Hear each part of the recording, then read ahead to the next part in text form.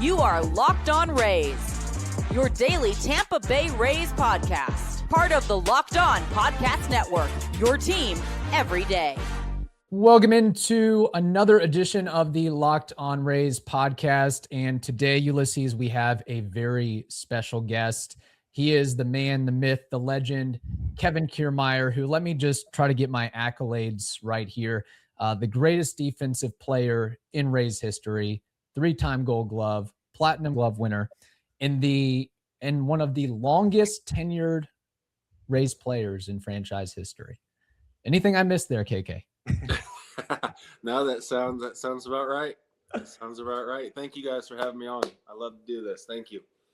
Yes, absolutely. And you are a busy man in retirement. You have gone with the instruction and coaching route. Can you just kind of get into that of like what was the impetus for like, hey, I want to give back and teach the guys that are coming up in the minor leagues and major leagues and show them what I was able to do and just kind of teach the next generation how to play good defense?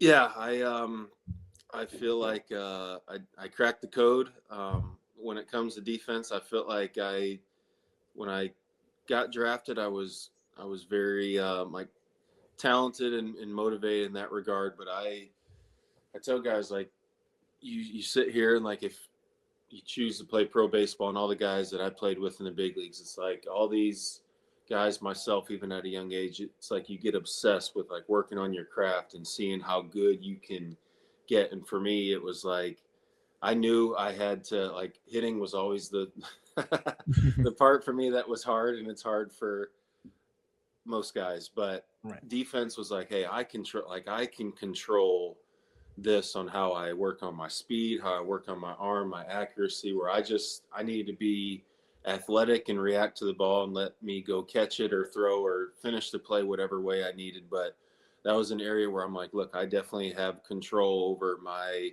ability in this regard, and offensively too in so many ways. But then you gotta once again, that's a whole nother story. But for me, it was like I was obsessed early on, and I felt like I was just doing things that were above and beyond and what was being taught for all them years. And here I am now where I knew when I was done playing, I'm like, there's no way I can retire. I have to, severe ADHD. I have to stay occupied with things, and I can't be the guy just to chill. But with all that being said, like my 15 years playing professionally, I disagreed with the way a lot of things are ran by coaches in a way, and just like the philosophy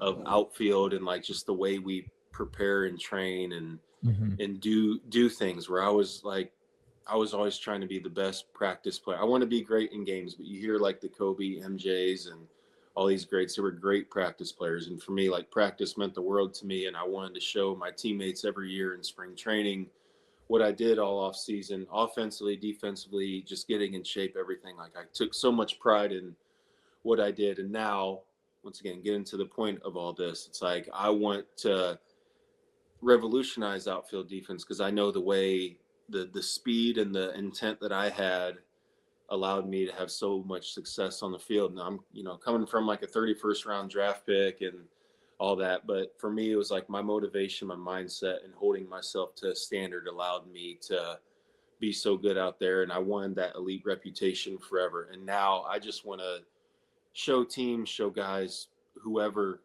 be like, hey, I know like things have been the way they have for years, but let me show you guys the way to do this, please. I realized that me doing these things and practicing game speed, there was never an adjustment when the game was going on. The only difference was the lights were on. And I watch a lot of guys go practice like 30, 40, 50% effort level in spring training.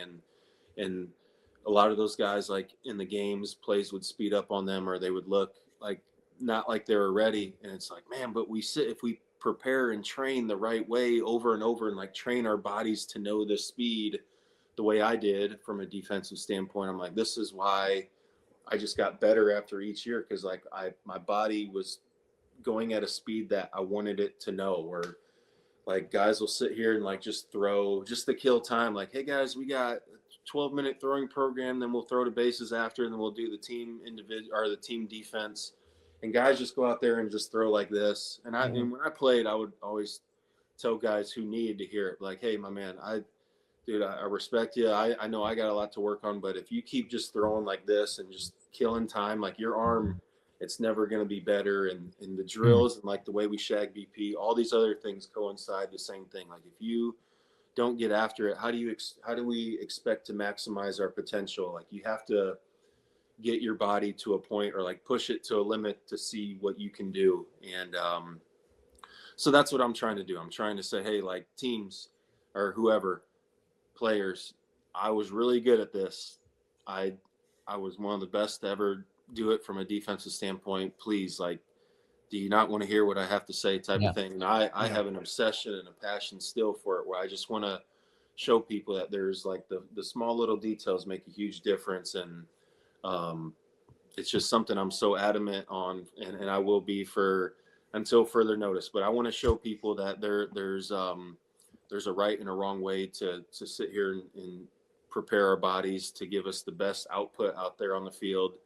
And I said I will demand it out of the players, and I will not let them do things at like half speed. Like a lot of times it's allowed, and some guys like kind of earn that right. I get it, but when you're young and up and coming, we're trying to win a World Series, whatever, like why would you not want to go at it about this way? So that's what I'm trying to profess and just show these teams, like, hey, if I did what I did, I know other people can do the same. It's just we have to allow ourselves to get to that point by the way we go about our business every day and being a professional.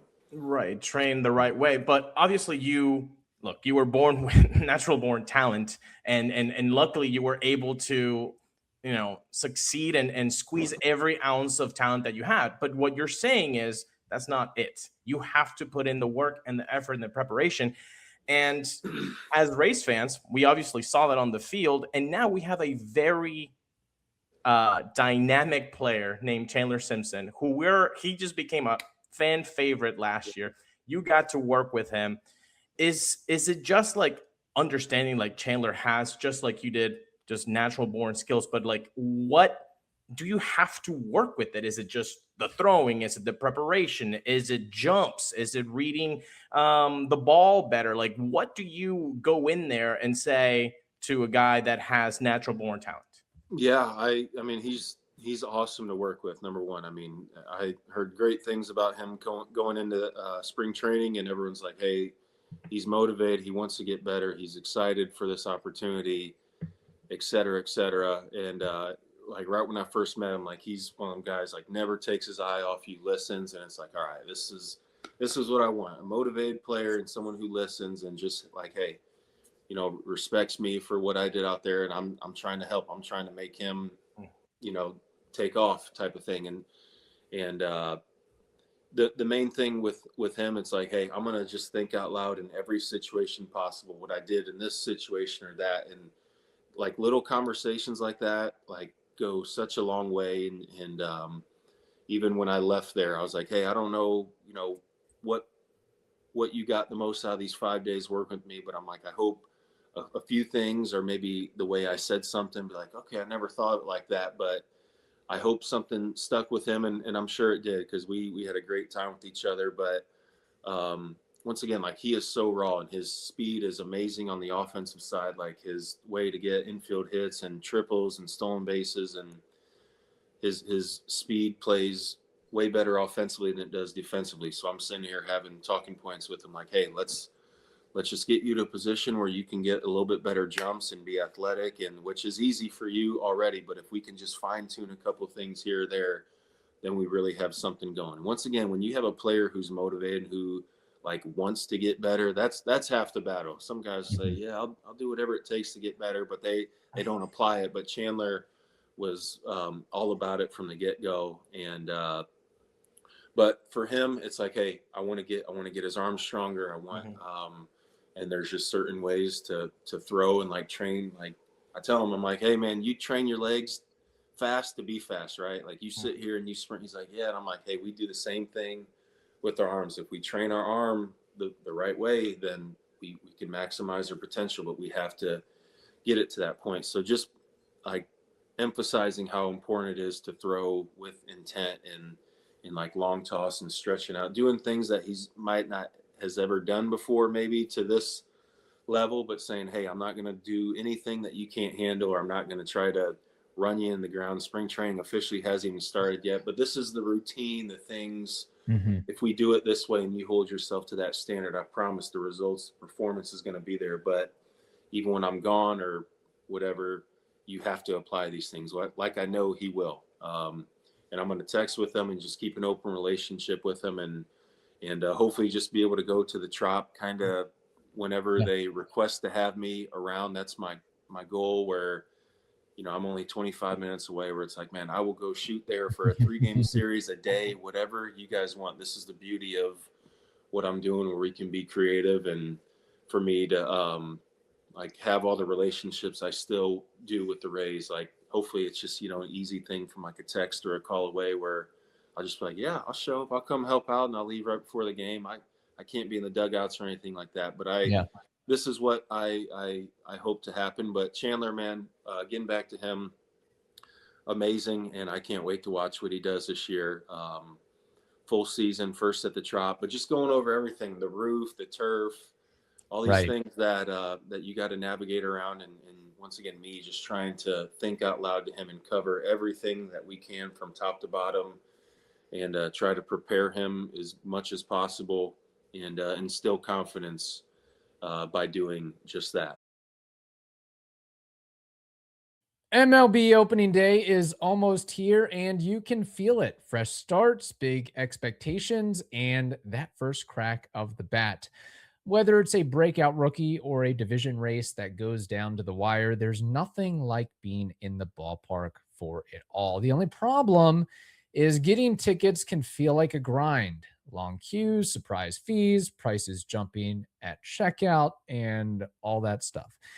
But that's where Game Time comes in. The Game Time app gives fans the advantage with constant innovation. It's how you unlock amazing tickets and experiences in just a few taps. What you see is what you pay, period. So go ahead, take the guesswork out of buying MLB tickets with Game Time.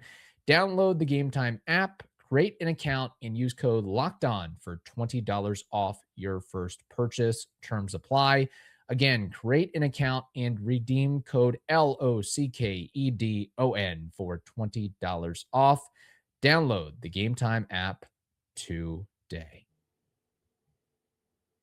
I mean, it's a no-brainer for the Rays to bring you back to work with really not just center fielders, but all outfielders on the dimensions of the Trop, and probably even in playing other major league ballparks as well. And kick out, this is something that Ulises and I were thinking about. Like, what is the next act for Kevin Kiermaier? Is it kind of being this, I'm just going to say, mercenary defensive instructor where, you know, you're coaching a couple players, you're bouncing from team to team, working with colleges, things like that? Or do you envision yourself being, you know, a permanent major league coach, opening up a private academy, trying to be the next Kevin Cash as a manager? What's your ultimate goal, you know, post playing days now? Yeah, I'm figuring it out on the fly. I'm having fun with like being creative like this, and this is what I want. I can't work full time. That's like most teams wanted me to work full time or no time at all, and are sitting here telling me like, hey, we don't see the value of you being around for a few days at a time, which they're crazy for that. I tell them, I'm like, I know what you're thinking, but I promise, like the trips I took to the Blue Jays last year, the minor leagues, and like the stuff that we covered in 3 or 4 days, at least for what I can do. I mean, I can't speak for many other people, but I know that I coach and I do it with a passion, and some of the talks that I have with guys, I know them guys still remember them combos, and that those are the things that you can't, like, other people can't see or determine how good I am at doing what I do. And but for me, I want to keep having fun, and I want to be around the motivated players. Like pro level is what I prefer, because I love the high level stuff, and I'm trying to help out as many people as I can. I've already like thought about or trying to have some high school camps, maybe some college camps, but I'm just going to let it play out. I don't really have, I need to see how things go as time goes on, and then adjust from there. But dealing, like, dealing with the teams and going to the winter meetings and having a bunch of combos with these front offices and many different organizations, I had a lot of people interested, but once again, it was more for like volunteer work, where it's like, hey, we'd love to have you down. You can go over everything you want with our outfielders, but we're not gonna pay you and this or that. Well, I'm like, well, I'm not about to delete my family and do all this. So I didn't appreciate the feedback as I don't know. I feel like I was being discredited in many ways with some of the things that were being said to me are just, but I'm sitting here saying like, hey, I'm not going to undermine any of your coaches or whatever, but I promise you, like, players listen to guys who've been there, done that. And there's a lot of coaches out there now, like, who have never played a position that they're coaching. And there's so many great baseball people. I'm not saying that can't work, but if you're like your outfield guys, a catcher back in the day, or an infielder, there's certain instances where it's like, hey, they can be surfacey and coach you the best of their ability, but there's a lot of things that come up that they might not have the answer to. And I'm like, I have the answer to everything. I feel like, where it's like, hey, what if you're setting up and the sun is in your eyes, and like, how do you set yourself up where you give yourself a chance of making the play where, but you can't be out of position, or so there's certain people I don't feel like could answer that. But this is the part where, still me being fresh off retirement, it's just like, I'm telling you, like, the players, out of respect, and just, you want to listen to someone who's been there, done that. When I listen to someone talking about hitting, it wasn't more of like the guys who know the swing and the biomechanics. I want to listen to someone who stood in the box and like has had that bases loaded situation in the ninth inning. Hey, when you got to do a sac fly, like, what are your thoughts? What are you thinking? Like, those are the best combos and the most influential, most impactful type things that you can have. And once again, not taken away from coaches who didn't play like certain positions, but I say there's levels to this. And well, I mean, I certainly feel like I'm at a high level, and what I'm getting to is like, I didn't think that teams would be like, we're cool with not having you around. We love the coaches that we have. And I'm sitting here like, okay, like, once again, I'm not taking the keys or running the show, but I think you guys would be amazed with what can happen, the conversations and the little talking points that could be had within a 4 or 5 day period, talking about, 30, 40 outfielders within your whole organization. So, so I feel like I had a really good like game plan and model going into it. But once again, I didn't get the, a lot of teams were interested early on, but as time went on, they were just like, hey, we're good. We're going to go in a different direction. So I just got to figure out who to target and how to do it and go from there. But this is all the early stages, so having fun with it. No, there's a tremendous value add when you are talking to someone, for example, Chandler, and he looks over and there's a wall and there's your name plastered all over the freaking wall because of your defensive awards. Like, that means something. So like, maybe you've said something, like you said, just a different cue. Maybe like when you're doing yoga and you've never really like understood, and you're like, somebody just says it the right way, and you actually find it clicks. And that's something that there's a value add to that. Yeah. And that's, once again, like, trying to, tell teams and tell people what I provide and what makes me different from the others out there. And, thinking I have a really good case for myself, but it's one of those things where it's like, okay, like, everyone wants to hit, and people go and see a hitting coach in the off season, or you'll bring in guest instructors, but still, for whatever reason, I wish there was more of a emphasis on this. But for me, it's like challenging player development. I have so many stories and things that, that I could bring up where I'm like, hey, like, I do have value. Like, perfect example, I'll bring up something, I'll keep it quick. Like, last year, I go to a minor league team at the end of the season. I had to go see each minor league affiliate once a month last year, like AAA, AA, high A, go all over. And this is the part where I say, look, this is where I know that I'm different than most, and this is why I this is why I want to help guys. But so I go fly in, and my flight was late, so I show up in the dugout right before the game, and I watch two outfielders throwing with each other, and they're throwing very short distance with each other, and they're one hopping the ball to each other. I've never seen this in my life. They're like throwing at 90 feet and they're just one hopping each other. And we one hop each other when we play catch at times, and like we'll work on it or whatever. But like they're trying to get their arms ready for the game, and it's just moving in slow motion. And I was a guy, like when I took the field, I'm like, I'm ready by pitch one. I'm ready to throw as hard as I can. I've been warming up for an hour now, my whole body, but I'm pumped to take the field. I'm ready to go. And I like watching how guys get warmed up. And so these guys are throwing, and one of the guys just does not have a good arm. And so I let him play the game. But after the game, I said, hey, I don't know what you're doing with your throwing program, but I was like, man, we have to have a certain product on the field if we want to be in the major leagues. And this guy's a really fast player and has a bunch of tools, but his arm, it's just like he's trained it so bad where it's not moving the way it should. And it was just real slow, like a slow arm. So I said, this is what we're going to do tomorrow, my man. I'm going to get here early. You're going to get here early. I'm going to show you how to play catch, and I'm going to dictate our game. You're going to stand on the right field line, and I'm going to go out. Wherever I go to, you have to throw the ball to me. But we're going to long toss, and we're going to get way, way out there because it's impossible for you to throw this ball 300 feet with a slow arm. Your arm has to be at a certain speed to throw it long, high, far, whatever you want to call it. And it is the best tool for our arms, and it is how like you get your arm working fast. And he's like, okay. And I didn't think he was actually even going to be able to get to me, but I'm like, we're going to push the limit because he needs to know this. He needs to know this is the way. Right. And this kid was throwing the absolute crap out of the ball, and I could see him smiling from across the field. And I'm like, I'm like yelling from across the field. I'm like, this is the way we need to throw. And then as we get closer, I'm talking to him. I'm like, that is what your game of catch needs to be from here on out. Like no more training your arm to work at this speed. Like I want your arm to know this speed 100%. Like that is the part where I tell people like maximizing your potential. And I'm like, have you done this all year? And he's like, I mean, I did it here or there.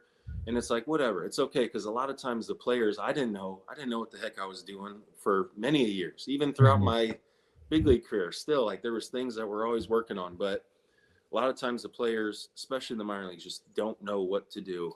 And this is the part where I'm like, hey, I'm going to tell him what to do because I know exactly what he needs to do. He needs to speed his arm up, and I'm going to tell him because I would not do him any justice if I just did my 4 days there and just said, hey, let him be like, it is what it is. No, right. I'm gonna say it. Hey, if you want to be in the big leagues, we have to have a certain product on the field. And if your arm is like that, you're going to get exposed, and the opposition is going to crush you in the scouting report and say, hey, run in this dude's face all day, embarrass him, expose him. I mean, this stuff, it's cutthroat.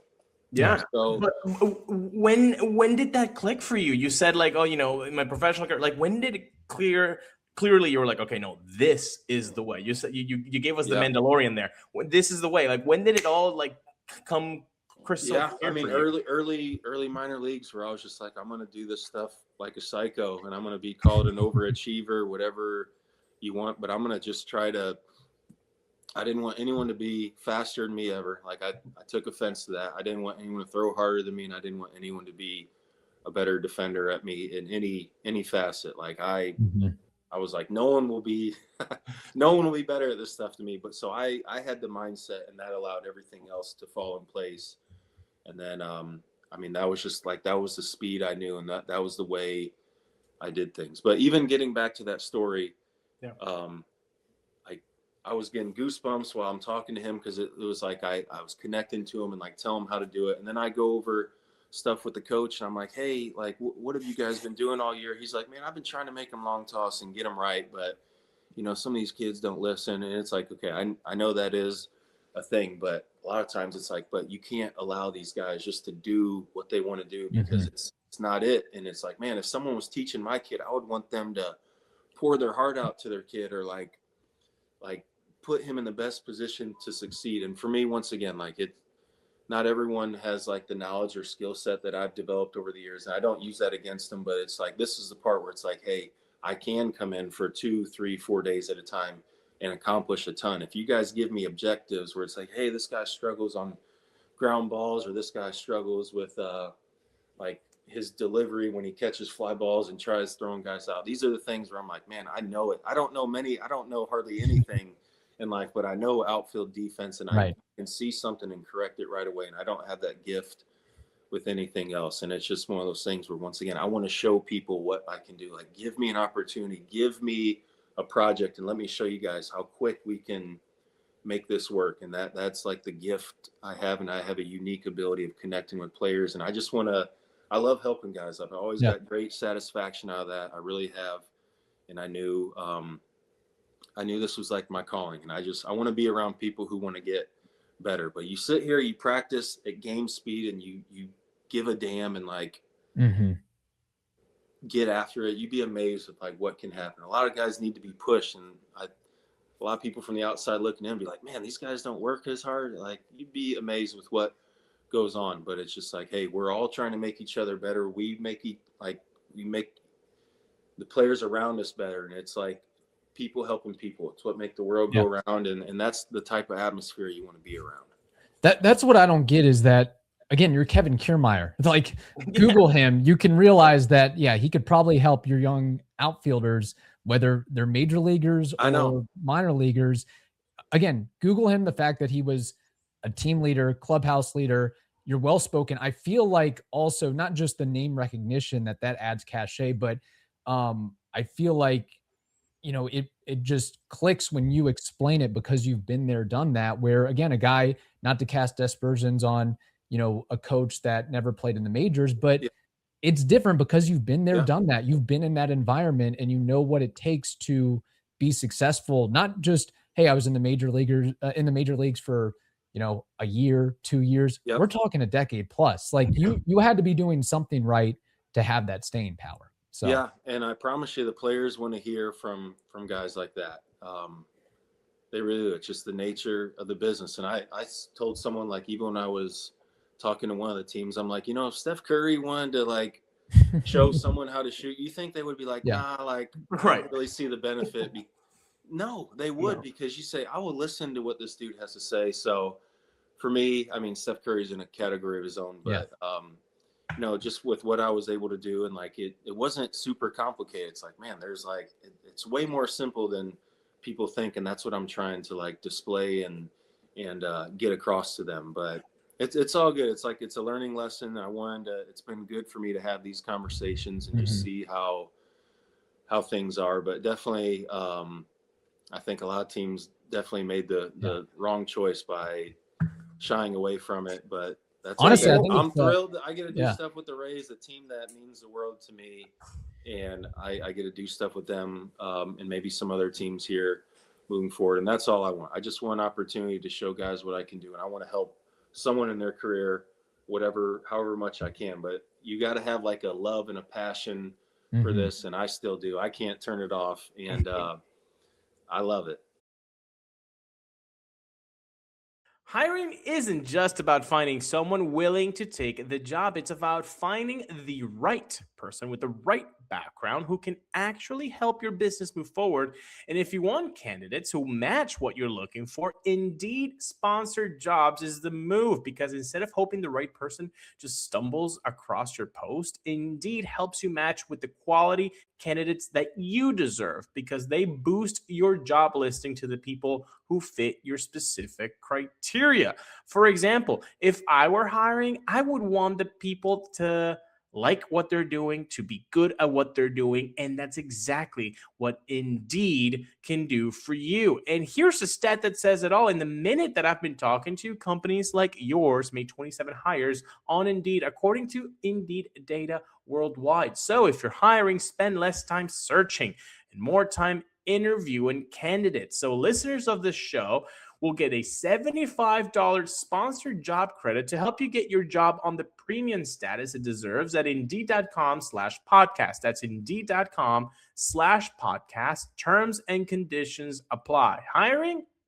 Do it the right way with Indeed.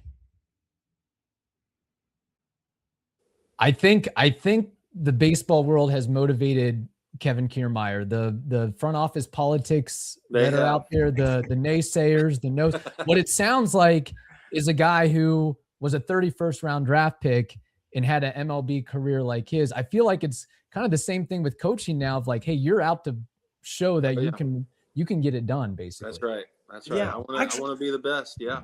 And you see that fire. I mean, one of the coolest things, obviously as a 90s kid, I never got to see, in the 60s and 70s, guys used to just go all out. So when I watched you play, especially like the first few seasons, you would take a walk and you'd sprint to first. That's one of the coolest things. Because I grew up with my dad telling me about Charlie Hustle, Pete Rose, and that he did that. And then I got to see you do that. It's like there's a fire in it. And I wanted to ask you if that's kind of like the chip on your shoulder, like you mentioned and Kevin just did, being a 31st rounder, which that round doesn't even exist anymore, folks. If you're out there, you become Kevin Kiermaier, but obviously as a 31st rounder, what is the expectation there? I mean, were you disappointed?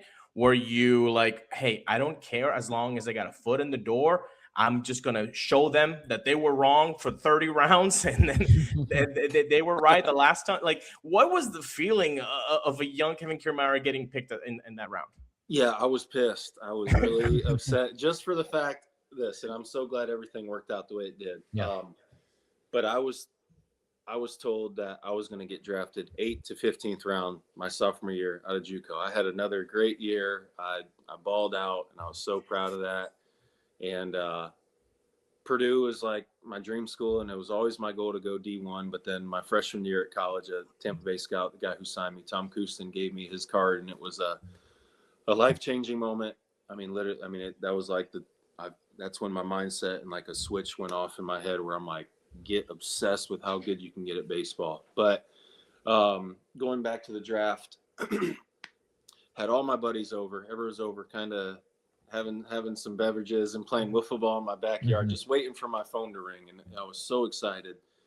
And as the day went on, like the Rays, I was like, the Rays, it's going to be the Rays or some random team. But every time the Rays order came, I was like, please. Never happened. So then all my buddies stayed the night. Everyone drove home the next morning. And then the last day of the draft was rounds 31 through 50. And of course, like my name got called while no one was at my house. My little brother and like our neighbor were downstairs, but I was in my room by myself, just like looking at the ceiling. And Tom Couston, the scout, called me, said, hey, we're taking the 31st round. And I remember like saying like, thank you. I have it on video, actually, on my mom's camera. I have it on video, and I'm happy. But at the same time, right when I hang up, I'm like, I forget what I said, but I wasn't thrilled because I was just like, man, I can't believe I'm a 31st rounder. Because at that point, I mean, it's like you got to get a signing bonus to try to make that last if you make it to the big league. So, it's like a life decision you have to make. And I got to the point where they wanted to offer me like 50 grand. I'm like, no, I can't live. And I got to get taxes. I want to get like 25 grand. I got to live off that for however many years. I'm like, no, I was like, I'll just go to Purdue. I was like, I'll just prove myself one more time. And they called me back like 3 hours later and they're like, what about 75,000? I'm like, let's do it. Man. So I signed and I just wanted an opportunity. I wanted to play so bad and I wanted to see what I was about. And that was the best thing that ever happened to me. But that was like the chip on my shoulder that I needed. And I didn't have haters or anyone tell me I wasn't going to make it. I probably just had a lot of people expect, oh, that's cool that he got drafted. But, the numbers it's hard to do it. But for me, like I never had a plan B ever. I'm like, I'm going to make it. I don't care what it takes. I'm going to obsess and like work on my craft like I've never done before. And that's why, like I've said in interviews lately where I'm really proud of a younger self.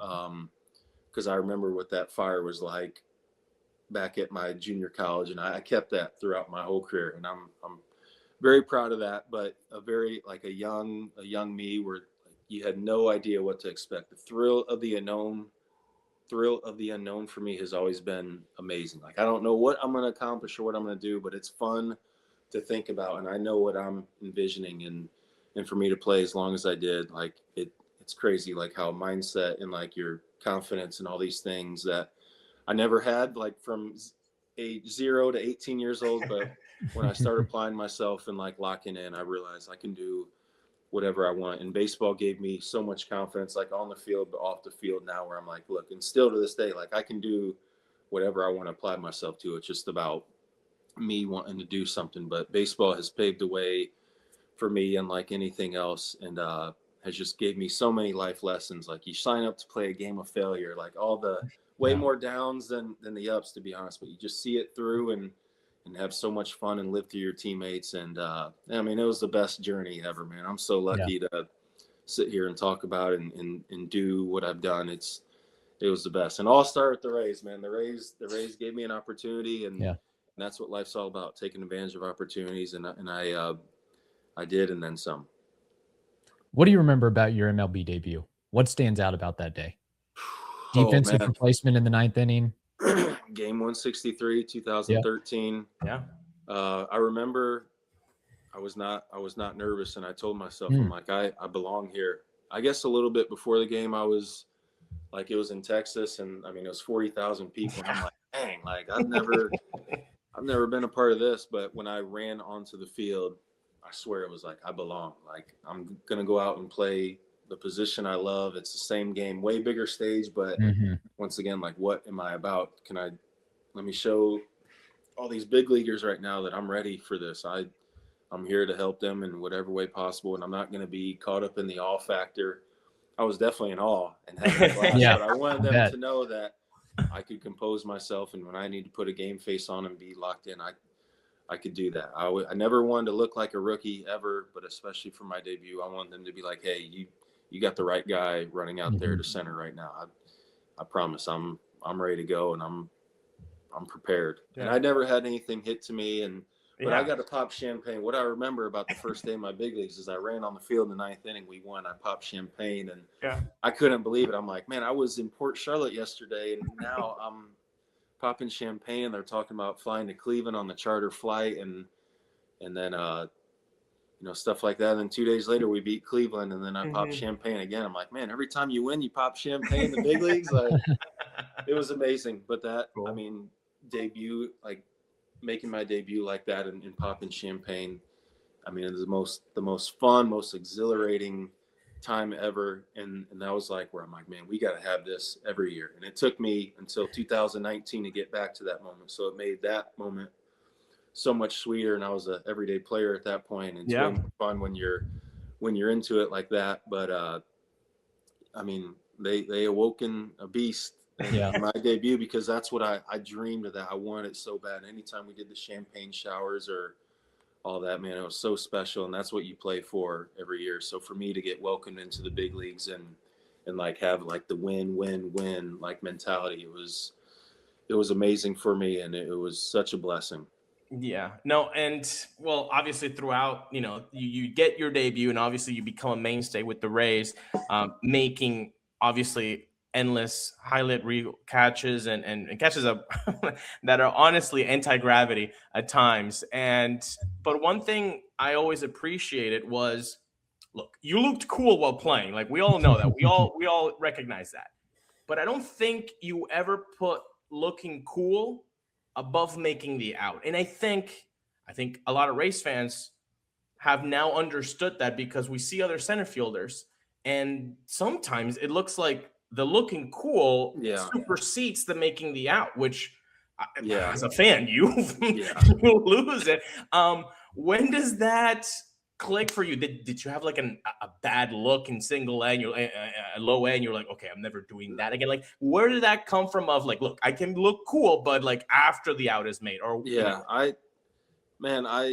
I mean, you look good, you feel good, you play good, all that I agree with. But for me, I was never trying to be like swaggy or I didn't care about custom cleats or stuff like that. I wanted to be comfortable, and I wanted to just make plays. And like, if you sit here and look at all my plays and like highlights that I make, I never, like, a lot of times I was very excited and very happy I made the plays, but I always act like I've been there before, type of thing. So you wouldn't see me, like, if I robbed a homer or something to end the game, I'd get a little excited, but I wanted people to know, like, hey, this is what I do. That same play, I'll make it 10 more times in a row. I wanted, like, I'm born to do this. I'm made to do this. And I see a lot of guys like make catches and it's like they surprise themselves and go crazy. And it's fun to have fun on the field like that. I've definitely done it, but I was always like, hey, like let's go. I'm ready to do it again. And that's the way I always went about it. I was old school though. I didn't want to make it about me. You watch a lot of outfielders, guys who like try to make routine fly balls look cool the way they catch it.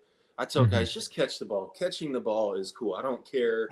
Like guys try to make it look so smooth or like yawning or blowing a bubble, which whatever we can all do. But I want to make the play, and I don't want to do the extracurricular stuff because I'm against that anyways. And it's just like finish the play, get the ball back in, on to the next type thing. But I credit my high school coaches, man, because they taught us how to like respect the game, and that's one thing they always said: act like you've been there before, and that always stuck out to me. And like the true gangsters to me are the guys who think nothing of it when they do something great like that. When a pitcher strikes out the side and they just walk off the mound back to the dugout, I'm like, that's who I want on my team 7 days a week. It's now everyone's screaming and doing all this extra stuff, which whatever. I mean.